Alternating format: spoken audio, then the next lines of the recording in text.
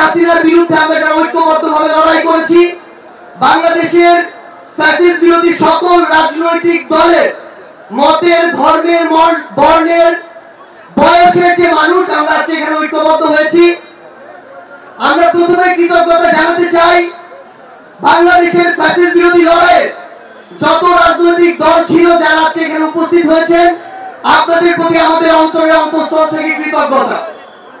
আমরা শুধু আপনাদেরকে একটা কথাই বলি, একটা অনুরোধ করি, আমরা বিশ্বাস করি যদি ওই 5 আগস্টে খুনি হাসিনা জান নিয়ে পালিয়ে যাওয়ার পরে আমরা এই বাংলাদেশ নিয়ে যে স্বপ্নগুলো দেখেছিলাম সেগুলো আমরা বাস্তবায়ন করতে চাই, তাহলে আমাদের এই রাজনৈতিক দলগুলোকে ঐক্যবদ্ধভাবে কাজ করতে হবে। আমাদের যে কোনো একটি বিষয়ে পক্ষে বিপক্ষে কথা থাকবে, যুক্তি তর্ক থাকবে, কিন্তু দিন শেষে যেটা দেশের জন্য, দেশের মানুষের জন্য মঙ্গলকর, আমরা সবাই যেন সেটা ঐক্যবদ্ধ হতে পারি। আমরা বিশ্বাস করি আমাদের এই রাজনৈতিক দলগুলোর মধ্যে যদি এই মিউচুয়াল রেসপেক্টটা থাকে, আগামী বাংলাদেশ হবে অপ্রতিরোধ্য বাংলাদেশ। আমরা আপনাদেরকে অনুরোধ করি বাংলাদেশের সরকারি যত কর্মকর্তা কর্মচারী আছে তারা যেন আর তাদের দায়িত্ব পালন বাদ দিয়ে তোষামোদীর রাজনীতিতে লিপ্ত না হয়। আমরা অনুরোধ করি বাংলাদেশ পুলিশ নামক যে প্রতিষ্ঠানটিকে খুনি হাসিনা ধ্বংস করে দিয়েছে, সেই প্রতিষ্ঠানটি যেন কাজের মাধ্যমে তার গৌরবটি আবার ফিরিয়ে আনে। আমরা আপনাদেরকে অনুরোধ করি সরকারি সকল অফিস আদালত যত কিছু রয়েছে, সে পুলিশ হোক, বিচারক হোক, আমরা হোক, দয়া করে জনগণ থেকে হাত পেতে ওই ঘুষের টাকা নেবেন না। দয়া করে জনগণের জন্য, জনগণের সাথে সামান্য স্বার্থের জন্য এই অন্যায়গুলো করবেন না। আমরা আপনাদের সামনে অনুরোধ করতে চাই এই রাষ্ট্রীয় প্রতিষ্ঠানগুলোকে খুনি হাসিনা নিজ হাতে ধ্বংস করে দিয়ে গিয়েছে। সকল রাজনৈতিক দলকে ঐক্যবদ্ধভাবে এই প্রতিষ্ঠানগুলোর সংস্কার করতে হবে। এই প্রতিষ্ঠানগুলোতে যেন সেই মানুষটি বসে যেই মানুষটি দেশ এবং মানুষের জন্য ভালো, সেই মানুষটি নয় যেই মানুষটি আমার মাইন্ড নেন। আমাদের একটি জিনিস লক্ষ্য রাখতে হবে, আমার সামনে আমার আহত যোদ্ধারা, আমার সামনে 16 বছর ধরে বিভিন্ন রাজনৈতিক দলের কিংবা নির্দলীয় যারা ফাইট করেছেন তারা বসে আছেন। আমার সামনে আমার শহীদ পরিবার রয়েছে। এই প্রত্যেকটি গুম, খুন, বিচার বহির্ভূত হত্যা, এগুলোর বিচার যেন আমরা ঐক্যবদ্ধভাবে করি। এই খুনি হাসিনার বিচার যেন আমরা ঐক্যবদ্ধভাবে করি।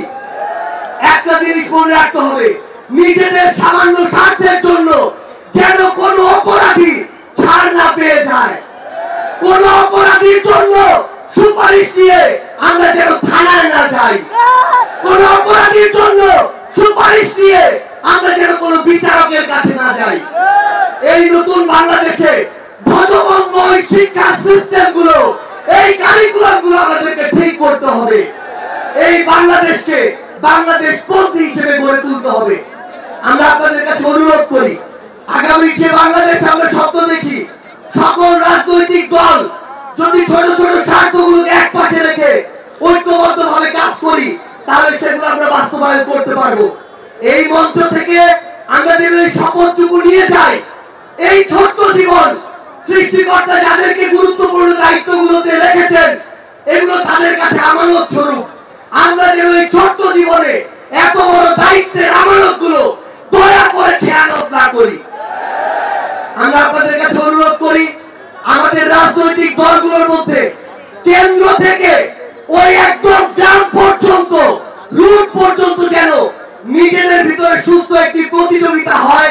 দয়া করে যেন আমরা কাউকে প্রতিপক্ষ না মনে করি। আমরা যদি যারা বড় রাজনৈতিক দল রয়েছি ছোটদেরকে ধীরে ধীরে সামনে এগিয়ে যেতে না দেই, তাহলে আমাদের মধ্যে ধীরে ধীরে এমন একটি মানসিকতা আসবে যে মানসিকতা হয়তো আমাদেরকে ধীরে ধীরে একটি স্বৈরাচারী আচরণের দিকে নিয়ে যেতে পারে।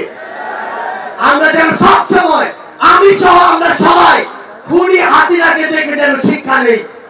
আমি আপনাদের কাছে অনুরোধ করি আগামী বাংলাদেশকে আমরা ঐক্যবদ্ধভাবে গড়ব। এবং একটা জিনিস শুধু মনে রাখবেন, দিন শেষে দেশ এবং মানুষের স্বার্থকে সবার আগে রেখে যদি আমরা এগিয়ে যেতে পারি, তাহলে আমাদের কাঙ্ক্ষিত বাংলাদেশ সম্ভব। আপনাদের সাথে লড়াইয়ের রাজপথে অথবা বিজয় দেখা হবে সব সময়। বাংলাদেশের এই নতুন আজ যে পার্টিটি জন্ম নিতে যাচ্ছে, সেই পার্টির সাথে থাকবেন, সমর্থনে থাকবেন, দোয়ায় রাখবেন। আপনাদের সাথে আবার দেখা হবে রাজপথের সংগ্রামে অথবা বিজয়ে। ধন্যবাদ সবাইকে।